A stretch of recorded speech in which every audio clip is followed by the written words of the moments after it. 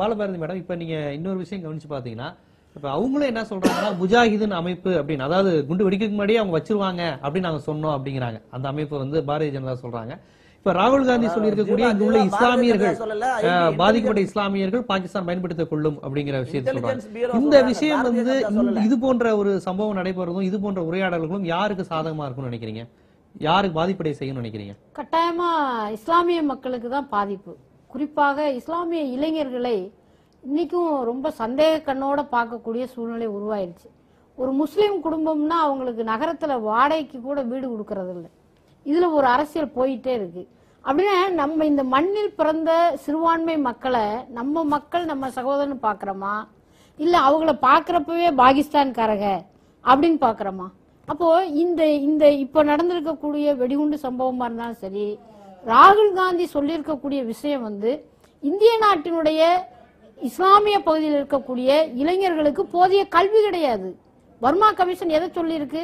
அவங்க தெளிவா சொல்லியிருக்காங்க, இஸ்லாமிய மக்கள் மத்தியில் இளைஞர்கள் பெண்கள் மத்தியில் போதிய கல்வி. ரங்கநாத் மிஸ்ரா கமிஷன், உங்களை சச்சார் குழு எல்லாமே வந்து ரொம்ப தெளிவா ஆய்வறிக்கை சமர்ப்பணம் பண்ணிருக்காங்க. அதாவது சமூகத்தினுடைய கடைக்கோடியில் சிறுபான்மை மக்கள் இஸ்லாமிய மக்கள் இருக்காங்க.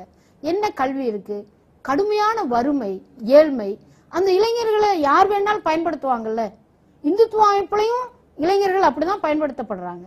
ஒரு வறுமையில ஏழ்மையில இருக்கக்கூடிய கல்வி அறிவு இல்லாம இருக்கிறவங்கள தான் வகுப்புவாத சக்தியில் பயன்படுத்துறாங்க. இதுதான் கடந்த காலத்திலையும் நடக்குது, இப்பயும் நடக்குது. இப்போ ராகுல் காந்தி அவர்கள் அதுல உண்மையிலேயே அக்கறை இருக்கும் என்று சொன்னால், இந்த காலங்களில் சிறைச்சாலையில் சந்தேகம்னு சொல்லியே 20 வருஷத்துக்கு மேல இஸ்லாமிய இளைஞர்கள் அடைக்கப்பட்டிருக்காங்க. மார்க்சிஸ்ட் கம்யூனிஸ்ட் கட்சியினுடைய பொதுச் செயலாளர் நேரடியாக ஜனாதிபதியை பார்த்து இவங்க மேல எந்த விதமான குற்றமும் கிடையாது, வழக்கு என்பது நிரூபிக்கப்படலை, அவங்கள வெளியே விடணும். இந்த இந்திய நாட்டினுடைய ஒருமைப்பாட்டு கலாச்சாரத்தில் அரசியலின் மீது நம்பிக்கைக்கு ஆளும் கட்சியாக இருந்த காங்கிரஸ் கட்சி என்ன பண்ணியது? அங்க ஏற்பட்ட கோளாறு தான் இன்னைக்கு வந்து சில இளைஞர்களை சில வெளிநாட்டு சக்திகள் பயன்படுத்திக்கிறாங்க. கண்டிப்பா. இன்னொரு முக்கியமான விஷயம், எந்த கலவரம் நடந்தாலுமே கரெக்டா இந்த பேர் வந்து வருது. இந்த முஜாஹிதுங்கிற ஒரு அமைப்பு சொல்றாங்க இல்லைங்களா? இது எப்படி அந்த அமைப்பு வந்து SMS பண்ணிட்டு தான் குண்டே வைப்பாங்களா? எல்லாருக்கும் கரெக்டா வந்து எந்த குண்டுவெடிப்பு நடந்தாலும் இந்த பேரை தானே எல்லா ஊடகங்களும் சொல்றாங்க, பிஜேபியும் தொடர்ந்து இதே பேரை சொல்றாங்க. இந்த விஷயத்தை எப்படி பாக்குறீங்க நீங்க? இந்த விஷயம் உண்மைன்னு, ஏன்னா ஒரு நடந்த உடனே இவங்க தான் செஞ்சிருப்பாங்க அப்படிங்கிற மாதிரியான ஒரு விஷயத்த வந்து சொல்லிடுறாங்க. அதை எப்படி பாக்குறீங்க? அதான் வெடிகுண்டு சம்பவம்னாலே அது வந்து முஸ்லீம் பயங்கரவாதம், இஸ்லாமிய பயங்கரவாத சக்திகள் அப்படிங்கிற அளவுக்கு. ஆனா பல வட மாநிலங்கள்ல இந்துத்துவ சக்தியில வெடிகுண்டு வச்சிருக்காங்கல்ல. மகாராஷ்டிரா மாநிலத்துல அங்கேயும் சென்ற ஆண்டு ஒரு 2-3 இடங்கள்ல இந்துத்துவ சக்திகள் வீடுகளுக்குள்ளேயே போய் அந்த வெடிகுண்டெல்லாம் கைப்பற்றி இருக்கிறாங்க. குற்ற வழக்கு பதிவு செய்யப்பட்டிருக்கு, நீதிமன்றத்துல வழக்கு இருக்கு. ஆகவே பொதுவா வெடிகுண்டு வெடிச்சா பின்னாடி யார் இருக்காங்கன்னு தான் பார்க்கணுமே தவிர, அவர் வந்து இஸ்லாமியர்கள் இருக்காங்க அல்லது வேறு சில சமயத்தை சார்ந்தவங்க இருக்காங்கன்னு பார்க்க முடியாது. அவங்க குற்றவாளிகள், தேச ஒற்றுமையை ஒருமைப்பாட்டை சீர்குலைக்கக்கூடிய குற்றவாளிகள். அவங்களுக்கு எதுக்கு மதம்? அவங்களுக்கு எதுக்கு மதம் சாயம் பூசணும்? ஆகவே அப்படி நம்ம பார்க்க வேண்டிய அவசியம் இல்லைங்க.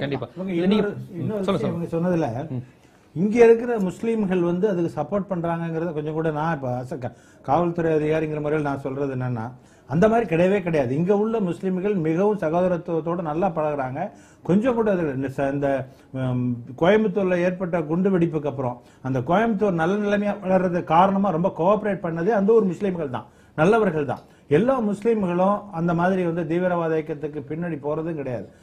ஒருவேளை வெளிப்படையாக அவர்களுடைய கோபத்தை வெளிப்படுத்தாமல் இருக்கிறது வேணா ஒரு காரணமா நம்ம சொல்லாமே தவிர, மற்றபடி அவர்கள் எந்த விதமும் போறதில்லை. அதே மாதிரி இந்துக்களும் இங்க உள்ளவங்க யாரும், இவங்க ஒரு வார்த்தை சொன்னாங்க, அந்த மாதிரி எல்லா முஸ்லீமும் இவங்க தீவிரவாதிகளை சேர்ந்தவங்கன்னு சொல்லிட்டு அவங்களுக்கு வீட்டு கொடுக்காம இருக்கிறாங்க அப்படிங்கிற மாதிரி ஒரு சூழ்நிலை தமிழ்நாட்டில் இல்லை.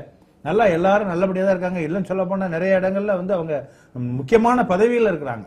ஏன்னா இப்ப நம்ம தமிழக காவல்துறையில முக்கியமான ஆபரேஷன்ஸ்ல அந்த முஸ்லீம் ஃபண்டமெண்டலிஸ்ட் எகென்ஸ்ட் ஆபரேட் பண்ணதுல நம்ம முஸ்லீம் அதிகாரிகள் இருக்கிறாங்க.